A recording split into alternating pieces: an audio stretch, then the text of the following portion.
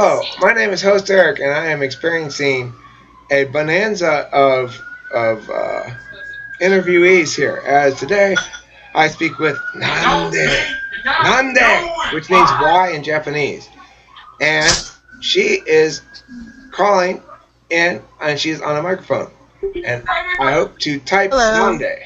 Hi. So, Nande, quick question. Number one. Do you feel like you manage other people's emotions, or do you feel as though you are making decisions about other people based on how you feel about them? Which is a better description of you? Um, do I manage people's emotions more, or do I? Make decisions about people based on their based on how you feel about them. Which is a better description of you in general? Uh, I don't know. I mean, what would managing people's emotions mean? Like, what does that mean? Well, for example, earlier when I was cleaning the bathroom, one of the motivational factors for me, a big motivational factor for me, was I was excited that it was going to make Delilah very happy when she got home. The bathroom was all spotless, you know? And I was thinking to myself as I was cleaning about how happy Delilah was going to be. I wasn't thinking to myself about how happy I was going to be to go into a clean bathroom later. Which would you be thinking about? Um, Making someone else happy, so managing other people's emotions. Okay. Uh, when you have finished an exciting long day of lots of activity with fun people that you've enjoyed, are you more hyped up than before you even started the day, or are you ready for a break and time to withdraw and recharge? Definitely the second one. Okay. Um, if did you hear me asking? I'll ask it anyway. I just asked Mandy about the ravine. You're walking along in the forest. You come across a ravine. It's very deep, and the edges of the sides of the ravine are very steep, and you need to get across it. What? And there are some resources near you, both natural and unnatural resources. What's the first step you want to take in addressing this situation? Um, I guess like how far across is the ravine first? Well, it's too far to jump. You don't have any means immediately in front of you available that you know of anyway that to measure the distance, but you know it's too far to jump, and it's too far for a horse to jump over Okay. even a good What jumping are the horse. resources? Well, would you like to know the natural resources first or the unnatural resources? Unnatural. Foremost, your courage. Second, second, you got a pile of lumber, you've got a hammer, and some nails that are kind of bent looking that aren't that good nails. Okay. Uh-huh. You've also got a chainsaw, and you've got a bucket of round metal balls that are each weigh about a pound, and like shot puts basically, but smaller. And you've also got a plastic swimming pool filled up with water. A, a plastic okay. Uh, I don't know. I guess I'd try and build a bridge. Okay, so what are you gonna do? Are you gonna get some lumber and the hammer or what? Yeah, that sounds good. All right, so you get a piece of lumber out, and you get another piece of lumber out. Now, how are you gonna nail them together? Well, I've got the hammer and the nails, right? All right, but do you put the one piece of lumber on top of the other? Can you see me, by the way? Oh, wait. Is there rope? There's no rope. There's the twine, a big ball of twine, the same kind of Okay. twine that they use to bind newspapers together if you're recycling newspapers. Okay. I guess I'd use that. Okay, so are you gonna go like what? You gonna put one piece of lumber on top of another like this, or what? Uh, I don't, I don't think so. I'm not really sure how that would work out. Okay. All right. Sorry, Forget I'm not about the very good with ravine. this Forget about kind the of ravine. stuff. Forget about the ravine. Let's change questions on you. Let's ask you the troll question. All right, you're the mayor of a village. The river is washed away. It's the beginning of winter. On one side of the village, you have all the food stored. On both sides of the village, you have half the population. So half the population has access to all the food. The other half of the population has access to none of the food. You can transport the food across the river in a boat if you want to, but a troll has taken residence in your river and demands a 10% food tax. If you let the troll take the 10% food tax, then some of your people will starve before the end of the winter. Well, what do you think you should do? Oh, I heard this one already. Okay. Okay, well, let's hear what your answer is. Or even your Um. thoughts about answering it. I'd love to hear your analysis about the question itself, if you prefer. Okay. Uh. I guess I would. Oh. Uh.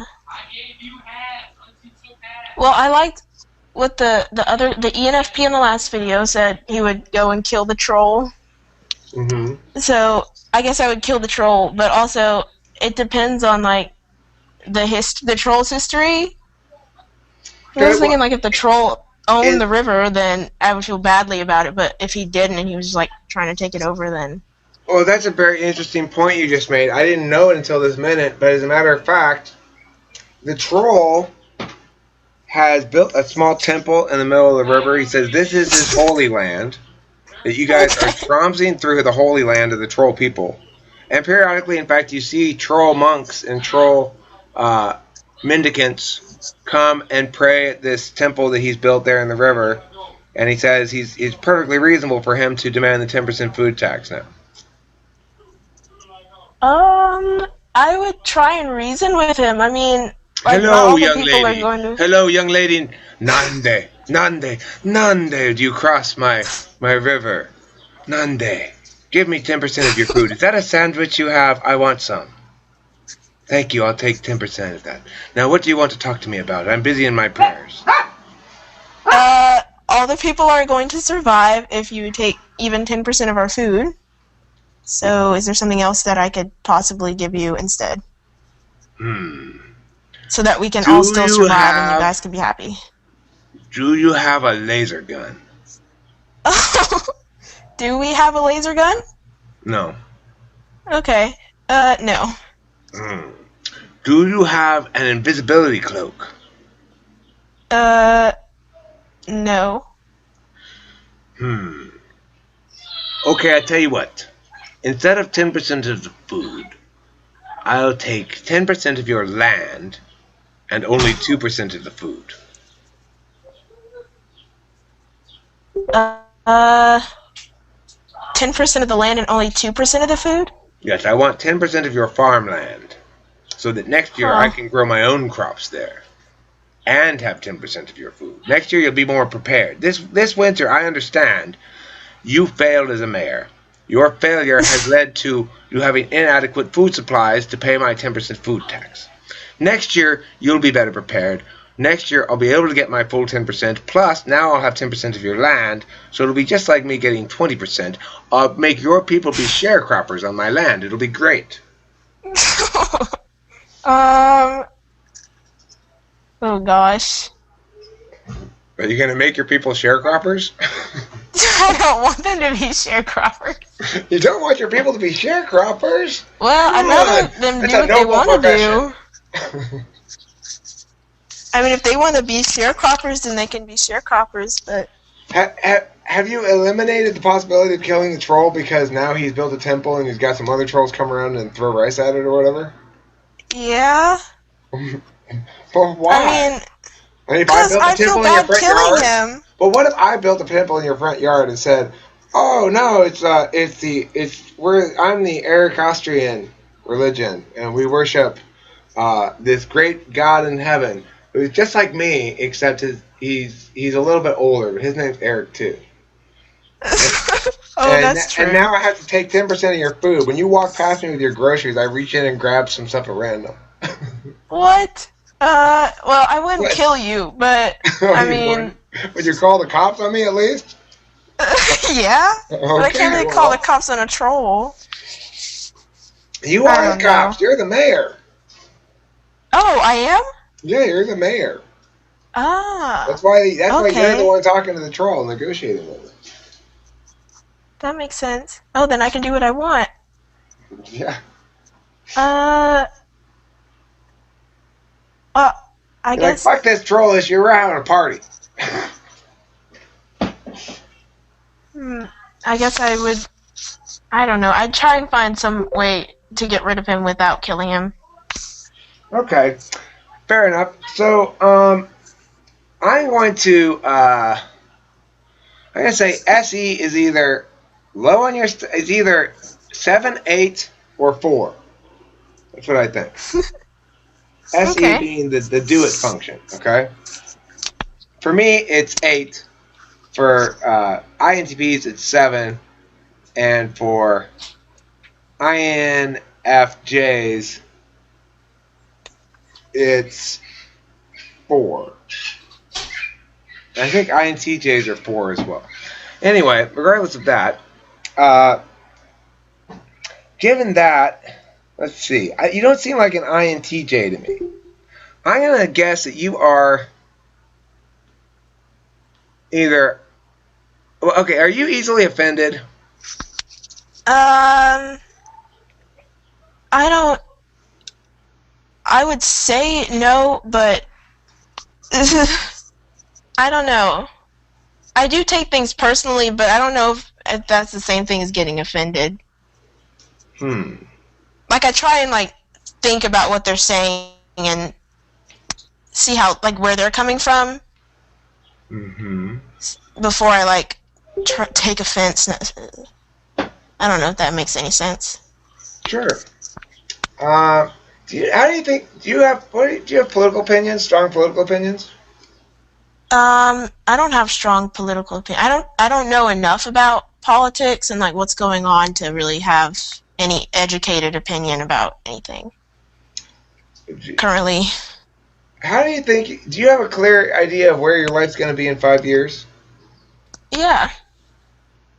Okay. Um, is it important to you to achieve goals and ambitions? Um, I mean, like, is that my goal to achieve? I mean, how important is to like which do you think is a better description of you? I set lots of tentative goals, and I'm happy if I meet some of them. Or I set a few very very strong goals, and I expect myself to meet those few goals, and I'm happy when I do. Yeah, I said a few, and then I aim for those. The Okay. second one. Okay. Um,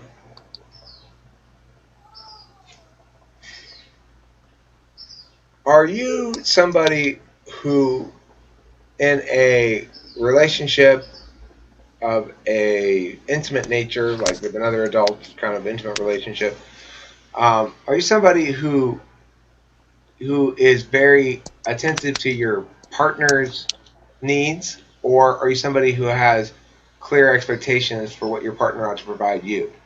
Which is more like you? Um, the first one. I think you're ISFJ. Well, I actually type as INFJ. Oh, INFJ. Okay, Yep. that was my second guess. But the thing is, the reason I said IS is because I think of INFJs as being more selfish, and ISFJs Hmm. as being I less mean, selfish. like, I would have chosen the second one to a less degree, but the first one describes me more. INFJ. Okay, well, if you are an INFJ, then okay, well, yeah, okay, yeah, you're an INFJ. Well, that's that's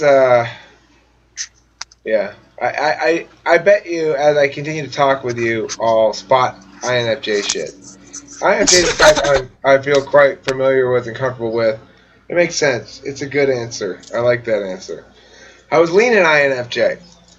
Mm-hmm. Um, and then what happened is I got confused in my head with the one I just typed, which was INFP, and I ended up sort of getting mixed up in my brain. That's the kind of dumb I am, right? Everybody has a certain kind of smart, certain kind of dumb.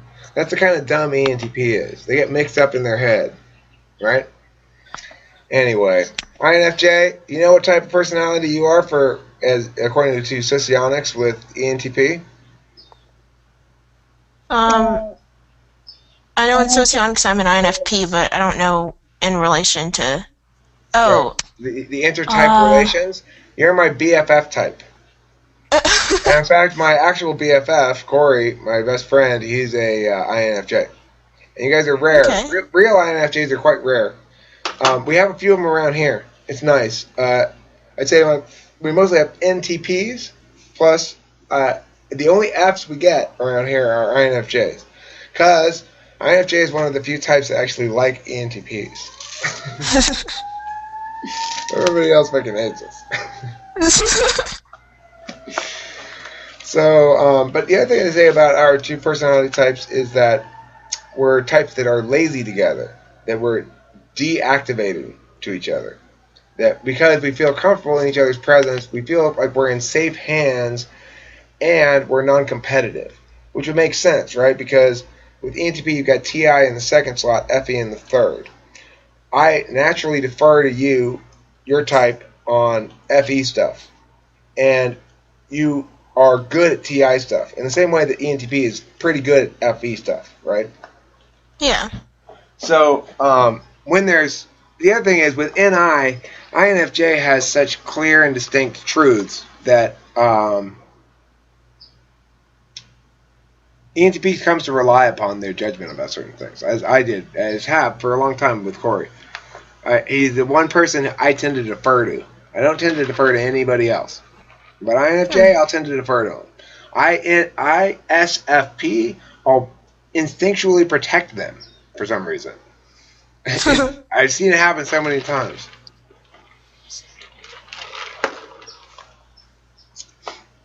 Okay, well, let's bring this episode to a close. I've been host Eric. I've had a great pleasure speaking with famous person Nande. Nande. As I said earlier, it does mean why in Japanese. She indicated this to me, so I believe it to be true. Hey, this is from Utah.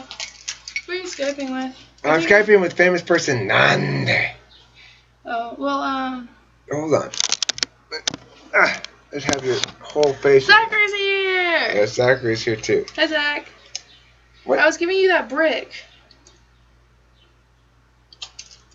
Remember when that happened? I remember.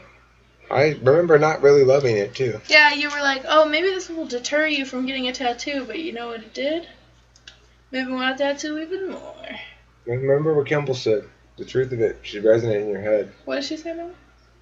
She said it's an inauthentic way to. She said it's basically it's so subject to being defeated in any attack, right? Because it's an inauthentic way of expressing rebellion. I get you. You got that from Utah, and No, I brought it with me to Utah. Oh, I'm sorry, Nande, for the interruption here. This is my daughter, Delilah. Delilah. Hello. Yeah, that's a famous person, Nande. You already know famous person Zachary. And Trick Nasty is famous person Patrick. He and I had a wonderful conversation about writing earlier. About who? Writing. Oh. Writing, yeah. All right. Well, thanks, everyone, for participating in this episode, and let's bring it to a close. Make this small, and then push stop recording.